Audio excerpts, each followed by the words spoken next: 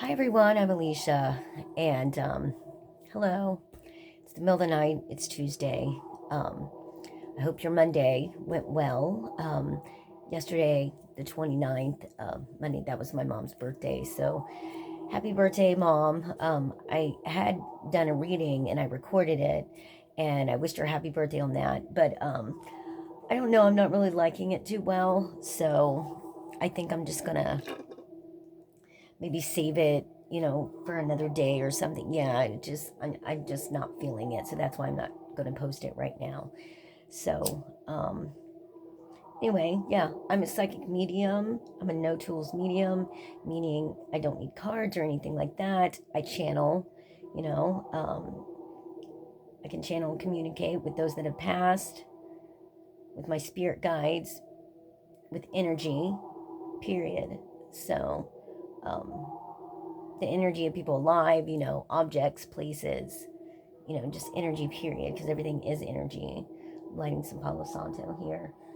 If you happen to hear that little noise in the background, it's a binaural beat. I saw a freaking spider, man, and I'm allergic to spiders. Yeah, they're not my best friend.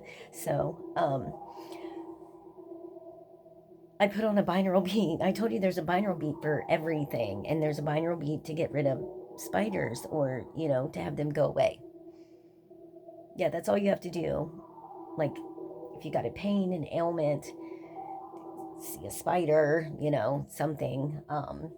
Yeah, YouTube, binaural beat for spiders, to get rid of spiders. I had a spider bite, and oh my God, I still have a scar on my back because um, that was last summer. And like I've told you guys before, I don't take medicine or anything anymore. I basically do meditation, self healing. I use the binaural beats, my crystals and gemstones. And oh my gosh, I'm allergic to spiders. And I think I got bit by like a wolf spider or something. It might have been a brown recluse. Who knows? Maybe that's my luck. I don't know. But this thing, it was so big. It was like that big around. And I couldn't reach it. It was like in the middle of my back. And I had to have my mom help me, and she had to like push all this stuff out because I wouldn't go to the hospital. But no, oh, it was so painful. It was so painful. And about that big around, all the way around, it got so red. And about that far out, I'd say about an inch and a half out from where I got bit, all the way around was rock hard. Oh, it was crazy because it was infected. Oh my gosh. But it ended up healing. I ended up healing it. I found a binaural beat for spider bites, infected spider bites, and then I used peroxide and alcohol, and then I used it was either rhodonite or rhodochrosite, um, was one of the main ones on my back. I used that. Of course, amethyst, clear quartz, and one more. There was four of them that I used. I can't remember, but the rhodonite or rhodochrosite, whichever one. It's the pink one with the green.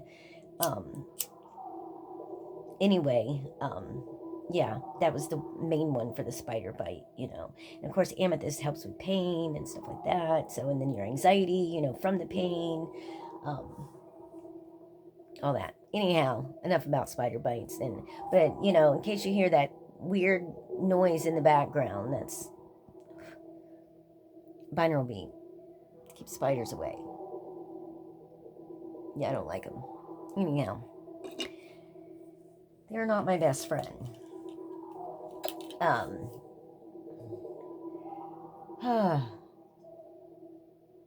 I've been tired. I've been tired a lot lately. I've been, stressed. Um, I am very happy because my daughter did come up from South Carolina. I haven't physically seen her in 4 years. And her and my other two daughters, all three of them got to see each other over this past weekend. And they had a really good time. And said I lost custody of my kids um, a while ago. And it's been really hard on me. I imagine it was hard on them too. It's been a long time since that has happened. So, yeah, it's been hard. That's one thing I want to touch on, and because me and my daughter, my oldest daughter, did have some words last night, and she's still hurting and upset and traumatized from her upbringing, I guess. Not I guess, but I mean her upbringing. Um, we all go through things in different ways. We all deal with trauma in different ways, and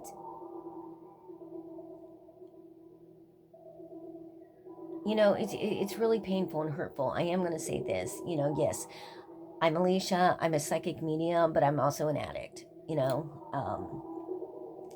Yes, I've dealt with drug addiction most of my life. Um, Not even just drug addiction, drinking. And it's like no matter what I do, it's like I have to do it in excess. But for those of you that don't know me, I mean, now you do. I've battled with the drug addiction for many, many years.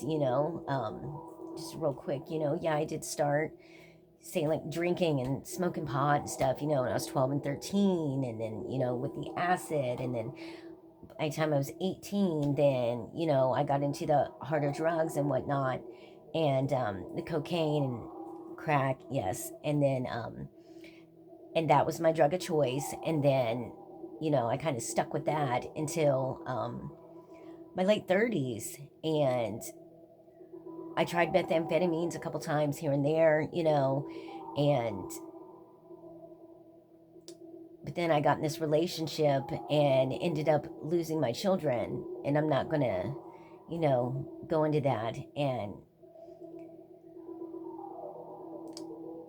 once I lost my kids, my daughters, I kind of lost it myself.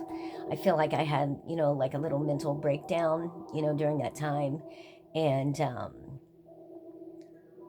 instead of doing, what I needed to do, I dove more into drugs, because, and that's when I started doing heroin and fentanyl.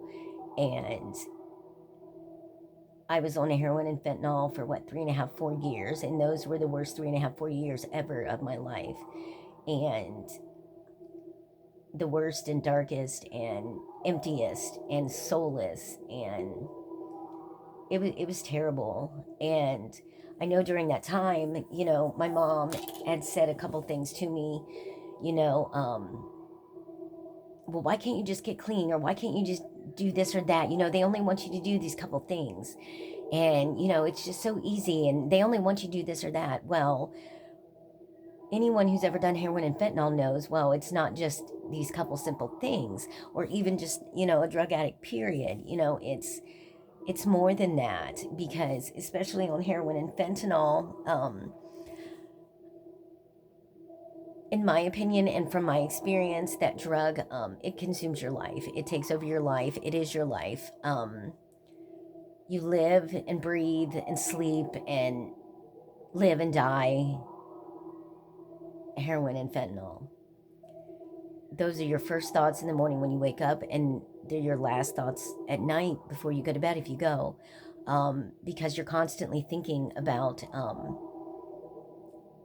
how you're going to get more so you don't get sick. you know um, Me, I went through a terrible time. I had terrible, terrible withdrawals of carfentanil, and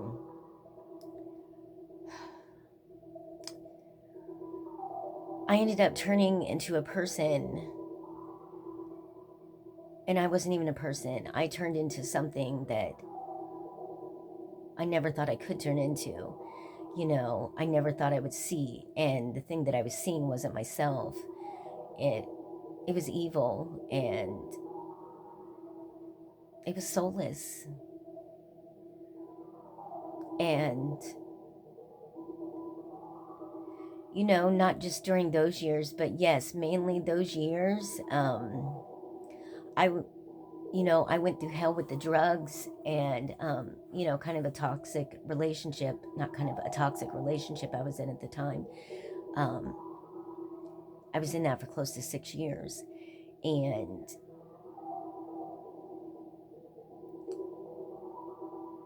I put my kids through some things that I shouldn't have even gone through. My kids have seen things that I wish that I hadn't even seen or been through, and yet they've seen and been through because I put them through it, or I had them see it, or I had them do it, or they were there. My kids have been around, when the man that I was seeing, at that time, had overdosed in the house, and then two of my daughters were here also um, when I overdosed the last time, and that was the very last time that I've done fentanyl, was back in 2019, and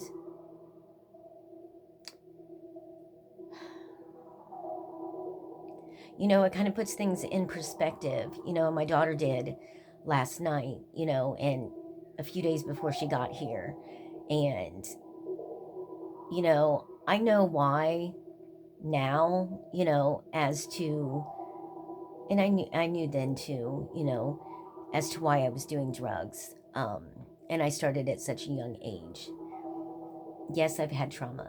I had um, early abuse trauma, we'll put it that way, sexual abuse trauma. I was, as a child.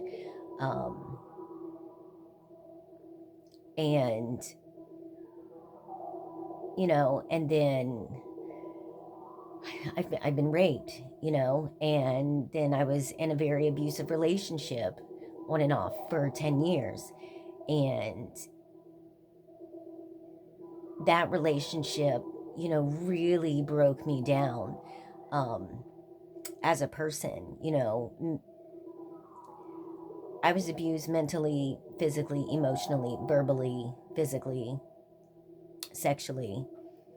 And I'm glad I'm here, I am glad I made it out alive. Um, there were days that I would pray and pray and pray, both during that relationship and years later when I was on heroin and fentanyl, that I would pray and pray and pray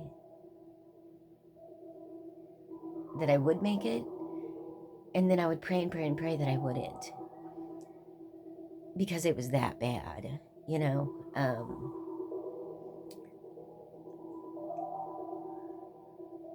my oldest probably doesn't remember, but back when I was with their dad,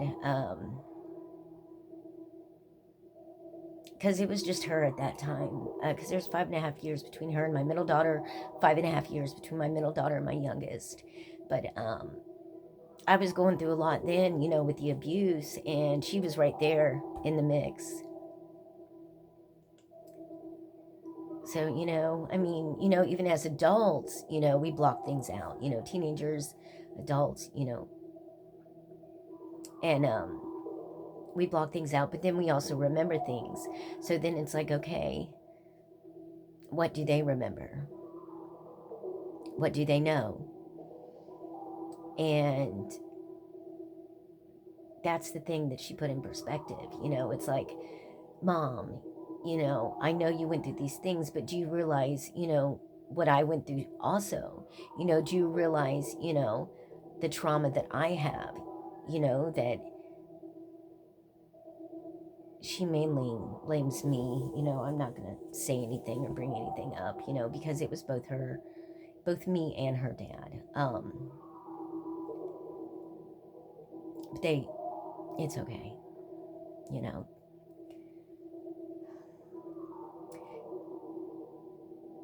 I guess just once, like, finally, being off of things and being able to put things in perspective and see things from somebody else's point of view, especially my daughters.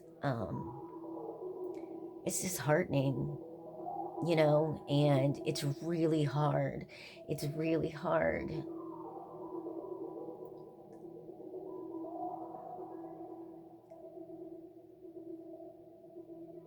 to accept what I did to them, you know, because here I am going through hell myself, whether it be through abuse, you know, and or, you know, abusing myself with the drugs.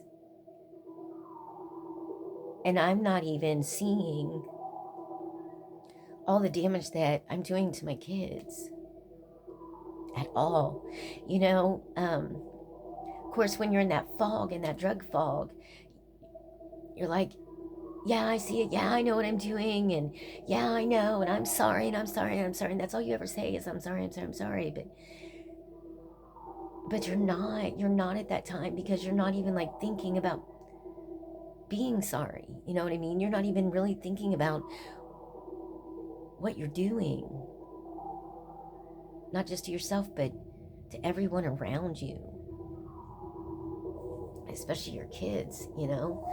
And even if my kids ever see this or watch this, you know, I am going to put it out there and say, you know, I am truly sorry. You know, I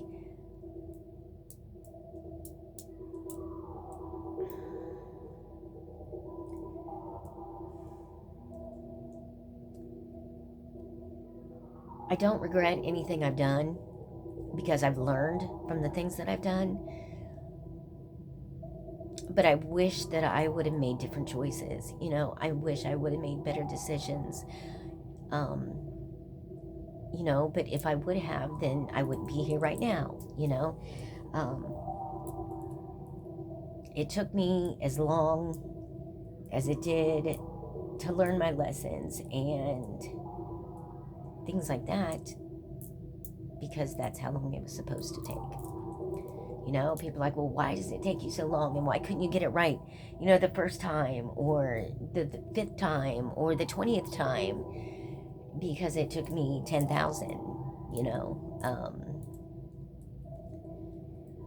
And I still don't have it right, you know. I still have a ways to go, you know. I'm never going to be complete. I'm never going to be completely done working on myself, and nobody should ever be done working on themselves, because there's always going to be things to improve upon, you know. But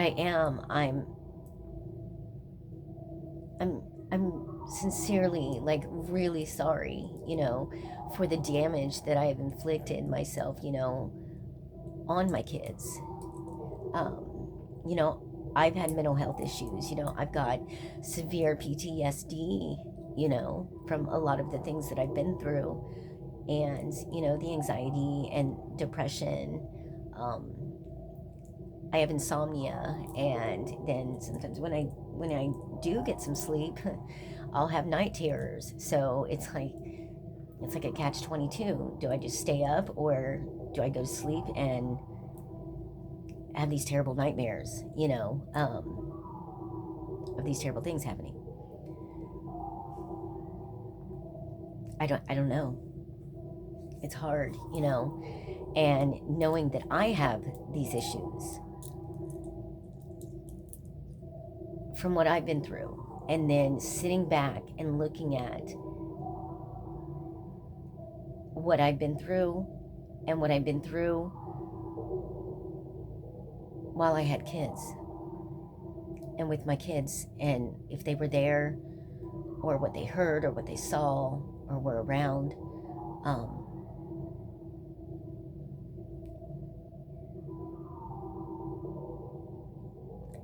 I imagine they do have some damage. And that's hard. That's really, really hard, you know.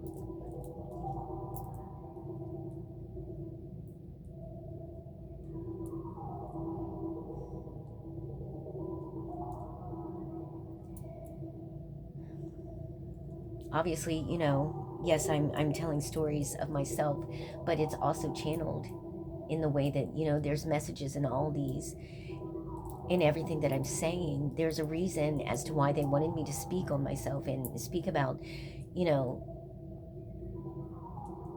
just myself and my issues, you know, just touch on it, and my kids and the apologies. And, you know, those of you out there that do have kids, and if you're getting clean, and, you know, try to make amends. And, you know, an apology isn't going to make it better, and they may not talk to you, and they're going to be mad.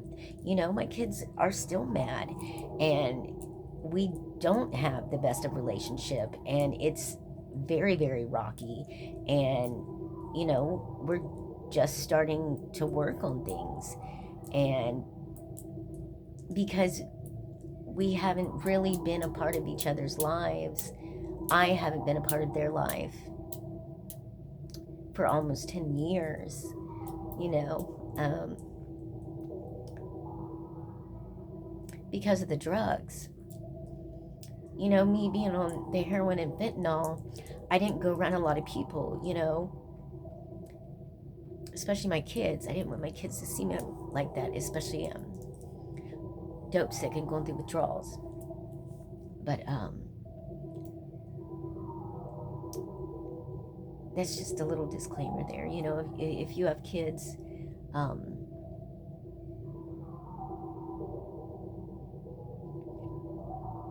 if you're on drugs, watch what you do around them, for real. You know, they see everything, and what you think they're not seeing, they see, you know, and they know more than what people give them credit. You know, kids are resilient, but, you know, they still can be affected, very much so, you know, from things that they see and go through, and, you know, just are a part of or a witness to.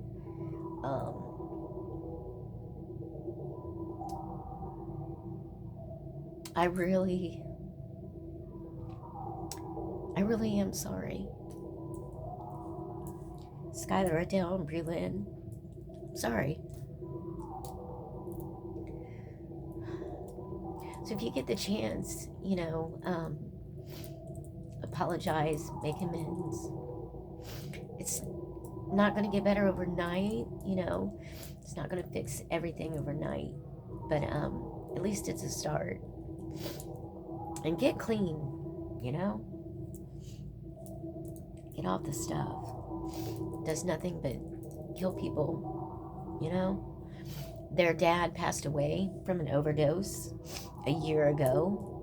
My sister passed away from an accidental overdose 3 years ago. You know, I've overdosed countless times, and seen people overdose countless times, you know. Very traumatic. Very traumatic. Yeah, very, very heavy. Very heavy message. It's time to wake up, people. It's time to wake up. It's time to get off the stuff. You know, there's more to life than doing the drugs. You know, there's more to life. You gotta learn to enjoy it, not cover it up, not hide, because that's all you're doing. You're hiding. So, I don't know. I feel like doing some cards, you know. Yeah, I got a little nervous there. That's why I'm moving around a lot. Do a little bit of tarot. We'll see what comes out with that. A little prayer here. Dear Lord God, angels, spirit guides, please protect me with your white light protection always. Please help me to clearly see, hear, feel, and know the messages I'm about to receive and give. My intention is to communicate with spirit guides, with angels, with energy, and to do a generalized mediumship reading and tarot reading. Whoa, for the collective. And what do we have? Wow. A lot of things are flying out here. I'll take that one too. We had this one first. Okay, is that going to be it? Man, see? Yeah. Ends and new beginnings. That's crazy. A lot of cards wanted to come out. It's okay. Yes, very much so. Okay. We've got the Devil card, which that doesn't always have to be, a bad thing.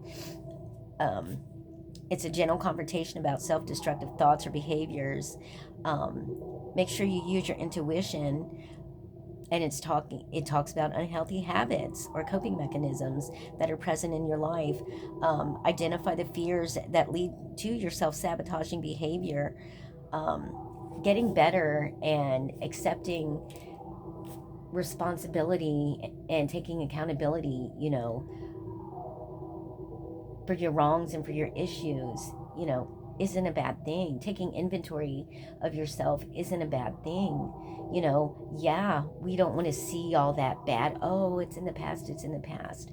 But you have to get it all out there. You have to put it all out there to release it, you have to, you just have to. You got to re-examine your toxic thoughts and patterns and your unhealthy behaviors. Reevaluate your life, and everything that you're doing. Take a step back and look, Alrighty.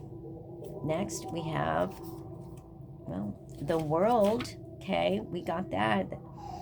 Again, and it's the end of a cycle. You're completing something and going to start something new, goes in a circle. The World, celebrate your wins and acknowledge how far you've come, and if you're just getting started, that's okay. Pat yourself on the back for just getting started. At least you took that first step. It's all it takes. Everyone's got to start somewhere. Step one.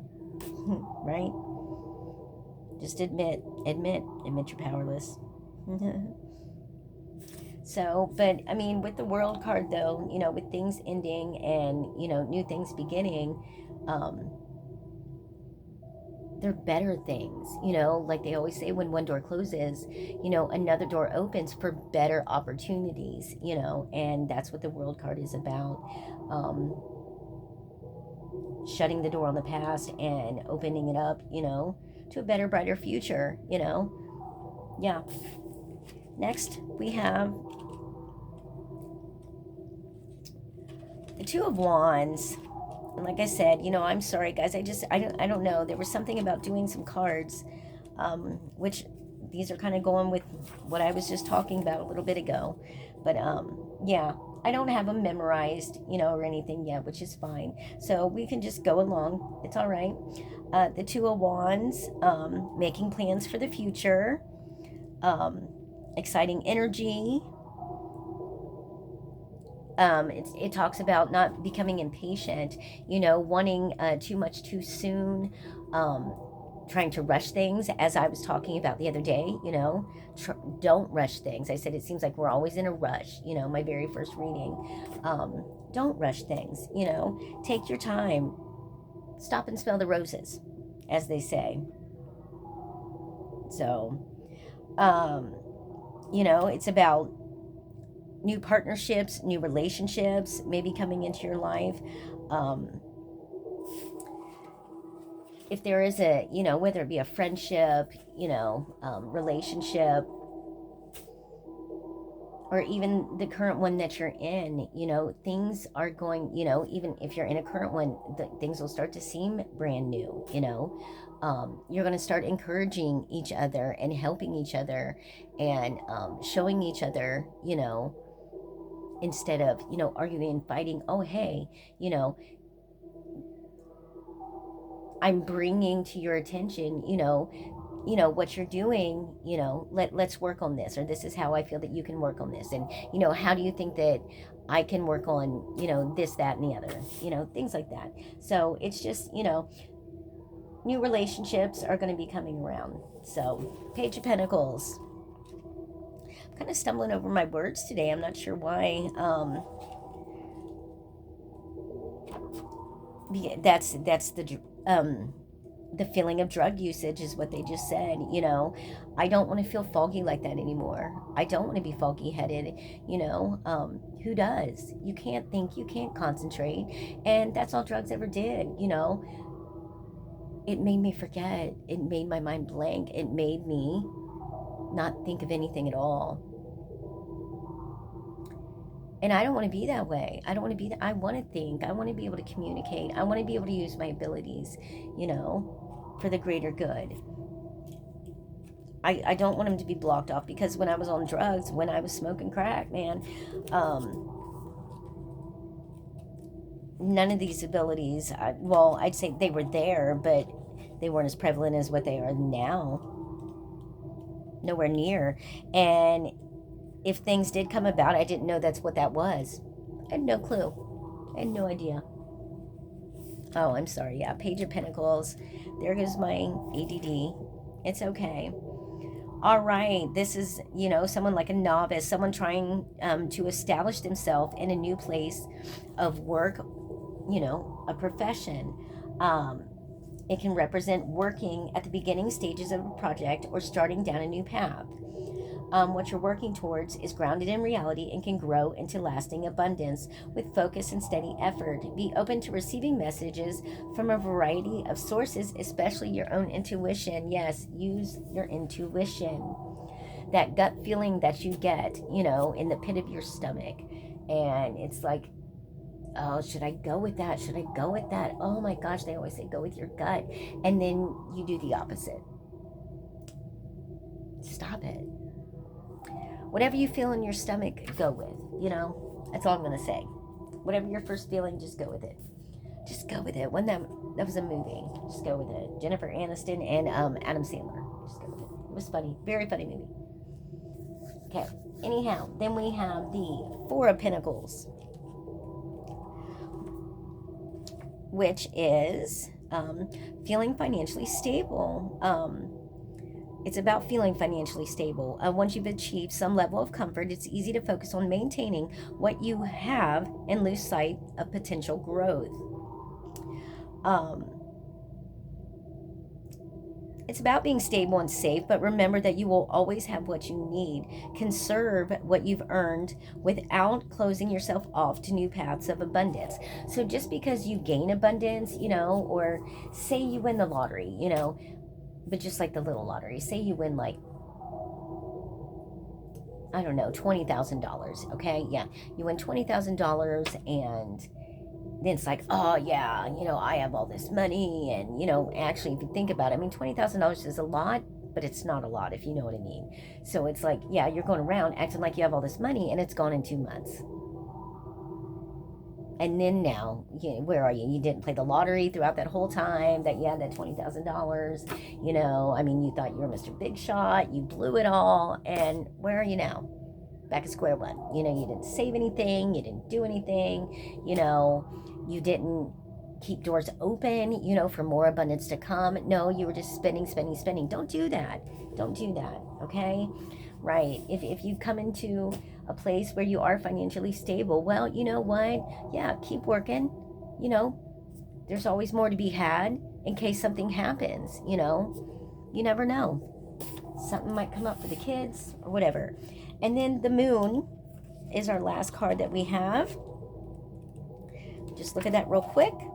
Of course, looking at the aspects of your shadow self, illuminating your dark, self-defeating, and negative traits. So we started with the Devil, which is about your toxic behaviors and relationships and things like that. And the Moon is kind of the same thing, it's looking at the darker side of yourself and working on it, So here we have, the Devil bringing it all about, and then the Moon is about working on it.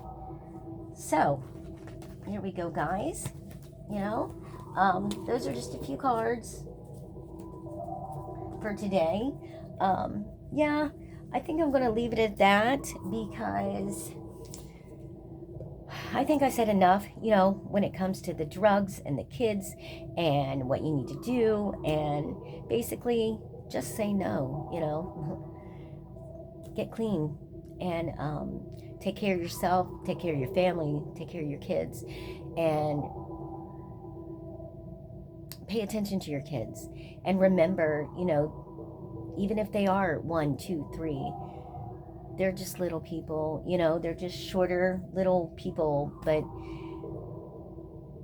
they know and they see. They see all, they know all, you know. But just love them, just hug them and love them. And if you do have strange relationships, you know, reach out, say I love you, and give them a hug, because they say tomorrow's never promised. So, well, I love each and every one of you, and I will get another reading to you guys here in a day or so, and I hope you enjoy. I hope this resonates with some of you. All right, well, talk to you guys later. Bye-bye.